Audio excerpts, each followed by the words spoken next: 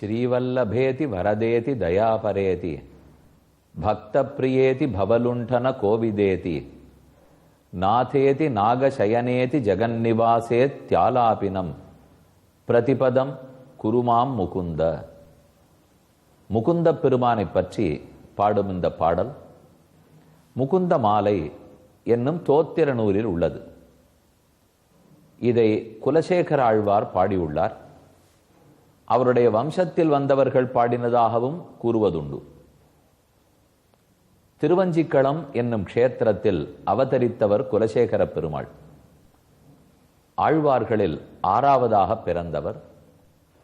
பெருமாள் திருமொழி என்று 105 பாசுரங்கள் பாடியுள்ளார். இவர் ஒரு அரசனாக திகழ்ந்தார். கொல்லிகாவலன் கூடல் நாயகன் கோழிக்கோன் குலசேகரன் என்று கொண்டாடப்பட்டவர். சேர சோழ பாண்டியர்களை ஜெயித்திருந்தவர். அவர்தான் முகுந்த மாலையின் பாடியுள்ளார். அந்த பெருமான் முகுந்தன், மோக்ஷ பூமியை கொடுப்பவன். மூ என்றால் மோக்ஷம், கூ என்றால் பூமி. மோக்ஷ பூமியை ததாதி கொடுக்கிறபடியால் முகுந்தன் முகுந்தன்னு பெயர். ஆழ்வாரே பாசுரத்தில் முகுந்தனை பற்றி சாதிக்கிறார். செய்குந்தா அருந்தீமை உன் அடியார்க்கு தீர்த்து அசுரர்க்கு தீமகள் செய் குந்தா என்று குந்தன்னு பாடியுள்ளார். முத்தனார் முகுந்தனார் புகுந்து நம்முள் மேவினார் என்று திருமழிசை ஆழ்வார் முகுந்தன்னே பாடுகிறார். மோக்ஷ பூமியை கொடுப்பவர், இந்தலோக இன்பத்தையும் பரலோக இன்பத்தையும் கொடுப்பவர் முகுந்தன். திருநாவாய்ங்கிற திவ்யதேசம், மலையாள திவ்யதேசங்களுக்குள்ளே திருநாவாய் சிறப்பானது. அதில் முகுந்தன்னு தான் பெருமாளுக்கே திருநாமம். நாவாய் முகுந்தன் நாவாய் முகுந்தன்னு கூறுவோம். அந்த எம்பெருமானை தற்போது நாம் ஒரு மலை ரூபத்திலே முகுந்தகிரி என்னும் இடம், அங்குதான் போக போறோம். அங்கு இருக்கக்கூடிய கோதண்டராம ஸ்ரீனிவாசர் கோயில் ஆஞ்சநேயரை தரிசிக்க போகிறோம். முகுந்தகிரி, முகுந்த பெருமானுடைய பெயரிலே இருக்கும் கிரி மலை. மதுராந்தகத்திலிருந்து சோத்துப்பாக்கம் போகும் பாதை. அதில் மதுராந்தகத்திலிருந்து 16வது கிலோமீட்டரில் இந்த ஆஸ்தானம் உள்ளது. கோதண்டராம ஸ்ரீனிவாச சுவாமி. இத்திருக்கோயில் சுமார் 200 வருஷங்களுக்கு முன்னால் பிரதிஷ்டை செய்யப்பட்டது. கோயிலுடைய சுற்றுப்புறத்தை தரிசித்து கொண்டு இதோ உள்ளே நுழைகிறோம். முதல்ல தீபஸ்தம்பம். தீபஸ்தம்பத்தில் கருடன் கைகூப்பி கொண்டு எழுந்துள்ளிருக்கிறார். இவர் பறந்து பறந்து பெருமானை தன் முதுகில் சுமந்து கொண்டு போய் அடியார்களுக்கெல்லாம் இவனே முழுமுதற் கடவுள், வேதத்தால் சொல்லப்படுபவன் இவனே என்று அவரே கூறுகிறார்.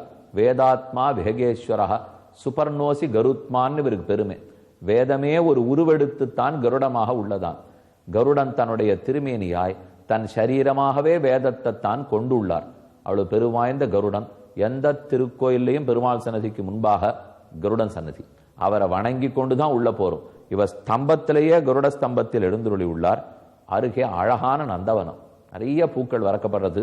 நந்தவனத்தினுடைய கிணறு இருந்து சலசலான்னு நிறைய அதுல தண்ணீர் இருந்து பூக்கள் வரிசையா பலவிடத்திலும் வளர்க்கப்பட்டு நிறைய மரங்கள் இருந்து நிழலோட ஒரு கோவில் இருந்தாலே கொஞ்ச நேரம் உட்காந்துட்டு போகலான்னு தோணிப்படும். இந்த நாள் எல்லாருக்கும் அதில் ஆசை வந்திருக்கு. இப்போ நந்தவனம் வச்சுக்கணும், கிணத்தை ஜாகிரதையா பாதுகாத்தணும், கோவிலை சுத்தமா வச்சுக்கணும். இந்த 3லையும் எல்லாருக்கும் இப்ப விருப்பம் இருக்கு. நடுவில் கொஞ்ச காலம் ஒரு 30 வருஷத்துக்கு எங்க ஆள்கட்டு இருக்கல, பண வசதி ரொம்ப குறைவு. இன்னைக்கு பக்தர்கள்லாம் நிறைய வரா, யாத்திரிகள் வந்து வந்து நிறைய சமர்ப்பிக்கிறா. நம்மளுடைய கைங்கி நிற்கணும்னு சொல்றா. அதனால கோவில்கள்லாம் சுத்தமா பராமரிக்கப்படுறது. எங்க எண்ணெய் இருக்கு, விளக்கு இருக்கு, மாலைகள்லாம் இருக்கு. ஓரளவுக்கு அது நன்னா இருக்கும் இல்லையோ, அது வரைக்கும் எல்லாருக்கும் நன்றி சொல்லணும். பக்தர்களுடைய முயற்சியாலும் பல விதத்திலே நம்ம அரசாங்கத்தினுடைய அறநிலையத்துறை அவர்களுடைய முயற்சியாலும் பல மகனீயர்கள், தொழிலதிபர்கள், பணக்காரர்கள் செய்யணுங்கிற ஆசை இருக்கிறவா அவர்கள்லாம் நிறைய திருக்கோயில் எடுத்து திருப்பணி பண்ணியிருக்கார்கள். அதனாலதான் இன்னைக்கு இதெல்லாம் சேவிக்கத்தக்க நிலையில் இருக்கு. போ பெருமாள் அழகா எழுந்துருளி உள்ளார். தீபஸ்தம்பத்தை சேவிச்சுட்டோம், நந்தவனத்தையும் கிணற்றையும் தரிசித்து கொண்டோம். இதோ ஸ்ரீனிவாச பெருமான் உற்சவமூர்த்தி எழுந்துருளி உள்ளார். ஸ்ரீனிவாசர் மூலவர், ஸ்ரீனிவாசர் உற்சவர். மூலவ பெருமானும் உற்சவ பெருமானும் அதே திருப்பதி ஸ்ரீனிவாச பெருமாள் எழுந்துருளி இருக்கிறா போலேயே உற்சவருக்கு அருகிலேயே சக்கரத்தாழ்வார் எழுந்துருளி உள்ளார். அகலகில்லேன் இறையுமென்னு அலர்மேல் மங்கை உரை மார்பா நிகரில் புகழாய் உலகம் முன்னுடையாய் என்னை ஆழ்வானே நிகரில் அமரர் முனிக்கணங்கள் விரும்பும் திருவேங்கடத்தானே புகழொன்றில்லா வடியேன் உன் அடிக்கீழ் அமர்ந்து புகுந்தேனே என்று நம்மாழ்வாருடைய போஷம். ஸ்ரீனிவாசன் தான் பக்கத்துல அலர்மேல் மங்க தாயாரோட திருப்பதியிலும் திருச்சானூரிலும் எழுந்தருளி உள்ளார். இதோ அந்த ஸ்ரீனிவாசன், ஸ்ரீதேவி பூதேவி நாச்சியாரோட சேர்ந்து இருக்கும் ஸ்ரீனிவாச பெருமான். ஸ்ரீனிவாசனை சேவிச்சுனுட்டோம். இனிமே நம்ம கோதண்டராமர், அருகில் இருக்கும் ஹனுமான், அவர்களையெல்லாம் சேவிக்க வேண்டும். அது நாளை தரிசிப்போம். இப்போது ஆஞ்சநேயர் மேற்கொண்டு ராவண பவனத்தில் தேடுகிறார். அவர் உள்ளம் சொல்றது 9வது சர்க்கத்தினுடைய கடைசி ஸ்லோகத்தில் புனச்ச சஹா அச்சிந்தயத் ஆத்தரூபஹ த்ருவம் விசிஷ்டா குணதோகி சீதா அதாயமஸ்யாம் கிருத்தவான் மகாத்மா லங்கேஸ்வரஹ கஷ்டம் அனாரிய கர்ம. லங்கேஸ்வரன் செய்யக்கூடாததை செய்து விட்டான், அதர்மத்தின் வழி செய்தான். இல்லை என்றால் இந்த காட்டுக்குள் அகப்பட்டு துன்பப்பட வேண்டியவளா சீதை? எவ்வளவு ஆனந்தமாக இருக்க வேண்டியவள், அவள் போய் துன்பப்படுகிறாளே என்று எண்ணி எண்ணி ஆஞ்சநேயர் மருகுகிறார். அவர் சொல்றார், இவ்வளவு உயர்ந்தவர்களே கஷ்டப்பட்டுட்டா அப்புறம் தாழ்ந்தவர்களுக்கு எவ்வளவு கஷ்டம். நல்லது பண்றவாளுக்கே வாழ்க்கையில கஷ்டம் வந்தா அப்ப தீயது பண்றவர்களுக்கு எவ்வளவு கஷ்டம் வரும்? வரும். நல்லவர்களுக்கும் வரும், தீயவர்களுக்கும் வரும். இன்னார்தான் துன்பப்படுவார்கள், நல்லவர்கள் துன்பமே படமாட்டா என்று வரையறுக்க முடியாது. தீயவர்கள் அத்தனை பேரும் துன்பந்தான் படுவா என்றும் சொல்றதுக்கு முடியாது. ரெண்டும் மாறி மாறித்தான் வரும். இந்த சம்சாரத்தில் இருக்கும்போது யாரா இருந்தாலும் சற்றே துன்பப்பட்டாகணும். அதை சீதையை வச்சு ராமன் நிரூபிக்கிறார், தன் தம்பி பரதனை வச்சு நிரூபிக்கிறார், தானே அழுது நிரூபிக்கிறார். அடுத்து 10வது சர்க்கம். தேடி வந்தவர் இந்த சர்க்கத்துல தான் மந்தோதரிய பார்க்கிறார், ராவணனுடைய மனைவி. அவளை பார்த்தவுடன் அவளுடைய அங்க அடையாளம் அழகெல்லாத்தையும் பார்த்துட்டு இவள் தான் சீதையா இருக்கணுமோ என்று சந்தேகப்பட்டார். பாதி உறுதிப்பட்டுட்டார். அப்புறம் தான் தானே தட்டிண்டார். இது என்ன முட்டாள்தனமா இருக்கு? ஒரு நாளும் சீதை இந்த சுகபோக வாழ்க்கைக்கு எசந்திருக்க மாட்டா, சீதை ஒரு நாள் இங்க படுக்க மாட்டாள். இது என்ன ராவணனுடைய கட்டில்னா? ராவணனுடைய அந்த புறத்துல போய் சீதை படுப்படா? உயிரத் துறந்திருந்தாலும் இதை ஏத்துக்க மாட்டாள் என்று அப்புறம் சமாதானம் அடைஞ்சு விட்டார். சீதையை பார்த்தாருங்கிறது மேல் சரித்திரம். 10வது சர்க்கம். ராவண பவனத்தில் தேடுகிறார். தத்ர திவ்யோபமம் முக்கியம் ஸ்பாட்டிகம் ரத்னபூஷிதம் அவேக்ஷமானோ ஹனுமான் ததர்ஷ சயனாசனம்.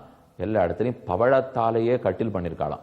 அதுல முத்து சரிகைகள்லாம் போட்டு வேய்ந்து வச்சிருக்காளாம். தஸ்ஸ ஏகதமே தேசே திவ்ய மாலோபசோபிதம் ததர்ஷ பாண்டுரம் சத்திரம் தாராதிபதி சந்நிதம். சந்திரனை ஒரு குடையாக கவித்து வைத்தா எப்படி இருப்பாரோ, பூர்ண சந்திரன் எடுத்துங்கோ, அவர் அப்படியே ஒரு கொடையா வச்சா எப்படி இருப்பாரோ அதை போல ஒரு வெண்குடை ஒரு கட்டிலில் வைக்கப்பட்டுள்ளது.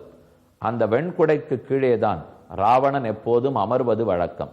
அந்த கொடையை சுத்தித்தான் மற்ற பெண்களையும் இருத்தி கொள்ளுகிறான். ஜாதரூப பரிக்ஷிப்தம் சித்திரபானோ சமப்பிரபம் அசோகம் ஆலாவிதம் ததர்ஷ பரமாசனம்.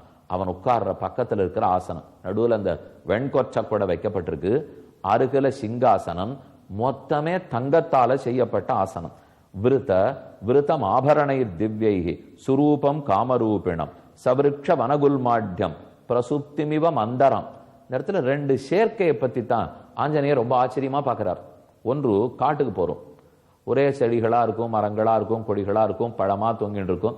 பின்புலத்துல பார்த்தா ஆகாயமா இருக்கும், நீலவானமா இருக்கும், மழை தூள் தொங்கிட்டு இருக்கும், எல்லாம் நன்னா இருக்கும். இது ஒரு பக்கம். ஆனா உட்காரணும்னா கூட பாறையில தான் உட்காரணும். யாரும் கட்டில் போட்டிருக்க மாட்டா. பொன் இருக்காது, ரத்தனம் இருக்காது, மாணிக்கம் இருக்காது, முத்து இருக்காது, பாத்திர வகைகள்லாம் எதுவுமே இருக்காது, சாப்பிட்றதுக்குன்னு சமைத்த சோறு இருக்காது, இயற்கையா இருக்கிற காய்கறிகள் மட்டும்தான் இருக்கும். வனவனாந்தர பிரதேசம் இப்படித்தான் இருக்கும். அதுக்கு ஒரு அழகு. ஆனா நம்ம வீட்டுக்கு வந்தோம்னு வச்சுங்க, பாத்திரம் எல்லாம் இருக்கு, பொன்னால செய்யப்பட்டது, வெள்ளியால செய்யப்பட்டது, உட்கார்றதுக்கு அப்படி மெத்து மெத்துன்ற அணைகள்லாம் இருக்கு, படுத்து உறங்கிறதுக்கு கட்டில் வசதியெல்லாம் ரொம்ப நன்னா இருக்கு, நாற்காலி இருக்கு, சிங்காசனம் இருக்கு, குடிக்கிறதுக்கு பானம் இருக்கு, சாப்பிட்றதுக்கு அன்னம் இருக்கு. இதெல்லாம் ஒரு பக்கம் வீட்டில் இருக்கும். அப்ப இது இருக்கிற இடத்துக்கு அது வராது. இப்ப இதை போல வீட்டில் இருக்கிறச்சே செடியும் கொடியும் குயில் கூவுறதும் மயில் ஆடுறதும் வீட்டுக்கு வருமோ? அதே காட்டுல அந்த அழகை பார்த்துட்டு இருக்கிறச்சே பாத்திரமோ பண்டமோ கட்டிலோ மெத்தையோ அன்னமோ பானமோ காட்டுக்கு வருமோ? 2 இருக்காது இல்லையா? அது வேற, இது வேற. ஆனா ராவணன் இந்த 2ஐயும் சேர்த்து ஏற்படுத்தி வச்சிருக்கான். அவனுக்கு இருக்கிற சாமர்த்தியம், அவனுடைய தோட்டத்தை பார்த்தா செறிந்த தோட்டமா இருக்கு. அப்படி இயற்கை எழில் கொஞ்சருது. அதே சமயம் கட்டில், நாற்காலி, மெத்தை, கொடை வச்சிருக்கிறது, சாப்பிட்றதுக்கு இருக்கிற பாத்திரங்கள், பக்கத்தில் இருக்கிற தோழிகள் எல்லாரையும் பார்த்தா அரண்மனை வசதி அத்தனை இங்க கொண்டுட்டான். இந்த ரெண்டையும் சேர்த்து வச்சுட்டு இருக்கானோ அது பார்த்து தான் இவருக்கு ரொம்ப ஆச்சரியம். பாஸ்வரே சேனே வீரம் பிரசுப்தம் ராட்சசாதிபம் நிஸ்வசந்தம் யதாநாகம் ராவணம் வானரோத்தமஹ. ஒரு பாம்பு எப்படி மூச்சு புஸ்ஸு புஸ்ஸுன்னு விடுமோ அதை போல நன்கு கொரட்டை விட்டு கொண்டு, நன்கு மூச்சு விட்டு கொண்டு ராவணன் தூங்கி கொண்டிருக்கிறான். சுஜுபே ராட்சசேந்திரஸ்ய ஸ்வபதஹ சயனம் சுபம் கந்தஹஸ்தினி சம்விஷ்டம் யதா பிரஸ்ரவணம் மகத். ஒரு பெரிய ஆண்யான படுத்துறங்கிறா போல உறங்குறான். அவனுக்கு பக்கத்தில் எப்படி ஒரு ஆண் யானை இருந்தா 4-5 பெண் யானை சுத்தி உரசி கொண்டே இருக்குமோ அதே போல ராவணனோட ஒட்டி உரசி கொண்டே 4-5 ராட்சச பெண்கள் அவனுடைய கையிலேயே தலையை வச்சு தூங்கிட்டு இருக்கா. அவன் கைகளை அணையாக கொண்டு உறங்குகிறார்கள். காஞ்சனாங்கத சன்னத்தௌ ததர்ஷச மகாத்மனஹ விக்ஷிப்தௌ ராட்சசேந்திரஸ்ய புஜாவிந்திரத்வஜோபமௌ ஐராவத விஷாணாக்ரைஹி ஆபீடன கிருதவ்ரணௌ வஜ்ரோல்லிகித பீனாம்சௌ விஷ்ணு சக்கர பரீட்சிதௌ. அந்த ராவணனுடைய உடம்பு அது எவ்வளவு வீரமுடைய உடம்பா இருக்குன்னால் அடிக்கடி வஜ்ராயுதத்தால் அடிக்கப்பட்டு அதால அடி வாங்கி சொரசொர பேரின உடம்பா. அடிக்கடி ஒருவேளை பெருமாளே சக்கராயுதத்தை விட்டு அது கூட உரசின்னு போயிருக்குமோ என்னமோ அந்த உரசல் ரத்தத்தோட இருக்கிற உடம்பா. ஐராவத யானை, அந்த யானையினுடைய தந்தங்கள் வந்து குத்தி அதனால வடு ஏற்பட்டிருக்கிற உடம்பா. ஐராவத யானை தந்தம் குத்தினது, இந்திரனுடைய வஜ்ராயுதத்தால் அடிக்கப்பட்டது, சூலாயுதத்தால குத்தப்பட்டது. இப்படி எல்லாம் இருந்தா அந்த உடம்பு என்னவா இருக்கணும்? அப்பேற்பட்ட திருட சரீரம். ததர்ஷச கபிஸ்தஸ்ய பாஹூ சயன சம்ஸ்திதௌ மந்தரஸ்யாந்தரே சுப்தௌ மகாகி ருஷிதாமிவ. ஒரு பெரும் நாகம், 5 தலை நாகப்பாம்பு படுத்துருக்கா போலே ராவணன் படுத்திருந்தான். நிருத்ய வாதித்ர குஷலா ராட்சசேந்திர புஜாங்கயாக வராபரண தாரிண்யா நிஷன்னா ததிருஷே கபிஹி. இவனுக்கு அங்கே இருந்து ஆடினாலோ பாடினாலோ சத்தம் கேட்டால் அவனுக்கு ரொம்ப பிடிக்காதான். ரொம்ப சத்தம் கேட்கணும், இசை இருக்கணும், ஆனால் அது தொந்தரவு இல்லாத இருக்கணும். அதுக்காக நாட்டியம் ஆடுறவா பாட்டு பாடுறவாலாம் அவன் இருக்கிறதுலேருந்து ஒரு 50 அடி தள்ளி 100 அடி தள்ளி அந்த உள்ளுக்குள்ள பாட்டு பாடிட்டு இருப்பாளாம். அது அப்படியே நமக்கு காதலை மட்டும் விழுமா. இப்போ இந்த மாதிரிலாம் நிறைய அறிவியல் முன்னேற்றம் இருக்கு. முன்னாடிலாம் ஓன்னு ஒரு இடத்துல சத்தம் போடும், அதுக்கு பக்கத்துல இருந்து தான் நம்ம கச்சேரியை கேட்கணும். ஸ்பீக்கரை வச்சிருப்பா, அது எவ்வளவு சத்தம் போடும், அப்படியே அப்படி மெலோடியஸாலாம் காதில் விழாது, அது ஓஹோன்னு தான் சத்தம் போடும். ஆனால் இப்போ எல்லாம் என்ன தெரியுமோ ஏற்பாடு பண்ணிட்டா, ஒரு இடத்துல உட்காண்டா அந்த மண்டபத்தில் எங்கே இருந்தாலும் மியூசிக் கேட்கறது, நம்ம எந்த மூலையில் உட்காண்டாலும் ஈக்குவலாக கேட்கறது. ஒரு பாடகருக்கு பக்கத்தில் உட்காண்டாலும் அதே மாதிரி கேட்கறது, கடைசி ரோல உட்காண்டாலும் அதே மாதிரி கேட்கறது. அக்வஸ்டிக்ஸுங்கிற அளவுலையும் அதை போல ரொம்ப நன்னா ஏற்படுத்தி வச்சிருக்கா. அதெல்லாம் இப்போ இல்லை, என்னைக்கோ அவன் ஏற்படுத்தி வச்சுட்டான். அவனுக்கு உட்கார்ந்து இருக்கிற இடத்துல இருந்து அப்படி ஒலி மட்டும் அழகா காதுக்கு வருமா, ஒளி மட்டும் காதுக்கு வருமா. அதை போல ஒரு சுகபோகத்தில் இருக்கிறான். பணவேன சகாநிந்தியா சுப்தாம் அதகிருதாஷ்டமா பிரசுப்தா தருணம் வத்சம் உபகுஹ்யேவ பாமினி. இது ஒரு மனைவி, இது ஒரு மனைவி, இது ஒரு மனைவி என்ன அவளுடைய அந்த புறத்தை பார்த்துட்டே வரார் ஹனுமான். அப்பதான் மந்தோதரி கண்ணில் பட்டால் நிபீட்யச குச்சை சுப்தாக காமின்ய காமுகானிவ தாசாம் ஏகாந்த வின்யஸ்தே ஷயானாம் ஷயனே சுபேத். ஏகாந்தத்தில் படுக்கையில் அவள் மட்டும்தான் படுத்திருக்கிறார். ததர்ஷ ரூபசன்பன்னாம் அததாம்ச கபிஸ்திரியம். பேரழகு வாய்ந்தவள், உத்தம குலப்பெண்ணு தெரியறது, வீரனுடைய மனைவின்னு புரியறது, சக்திசாலின்னு தெரியறது. கௌரீம் கனகவர்ணாபாம் இஷ்டாம் அந்தப்புரேஸ்வரீம் கபிர் மந்தோதரின் தத்ர ஷயானம் சாருரூபிணியும். இந்த அழகியை பார்த்தார் வானரோத்தமர். சில அழங்க அடையாளங்கள் சீதையை போல் இருக்குமே, ஒருவேளை இவதான் சீதையோ அப்படின்னு நினைத்து ஒரு நிமிஷம் பிரமிச்சார். சதாம் திருஷ்டுவா மகாபாகு பூஷிதாம் மாருதாத்மஜா தர்க்கயாமாச. தனக்குள்ளேயே சொல்லி சொல்லி பார்க்குற, இவளா இருக்குமா, இவளா இருக்குமா, இருக்காதா, இருக்கிறதுக்கு வாய்ப்புகள் இருக்கா யோசித்தார். ஆஸ்போட்டயாமாச சுஜும்ப புச்சம் நனந்த சிக்ரீட ஜகௌ ஜகாம. ஒரு நிமிஷம் இவ சீத்தை நினைத்தார், ஒரு குட்டி ஆனந்தப்பட்டார். அத்தோட இந்த சர்க்கம் முடிஞ்சு போச்சு. ஆனா உடனே அது இல்லைங்கிறத அவர் புரிஞ்சு விட்டார். அடுத்த நாள் பார்ப்போம்.